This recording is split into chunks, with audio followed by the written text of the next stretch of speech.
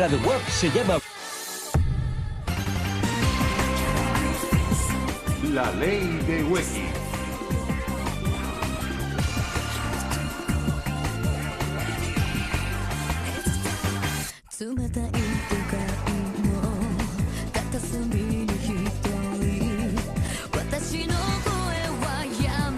Y también prueba las nuevas Wakis tortitas.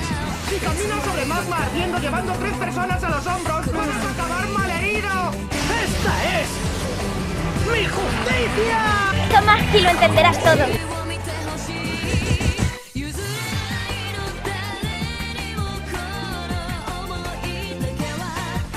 Sí, últimamente no consigo dar saltos mortales hacia atrás. Chicos, voy a contaros una historia increíble. No creo que se pueda ser demasiado bueno. Demasiado blando sí, pero demasiado bueno.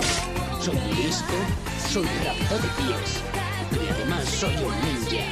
¿Estáis listos para jugar conmigo? Porque en aquel momento solo pensaba en una cosa. ¡Darle para el palo! La Marina piensa que uno de nosotros es espía soviético.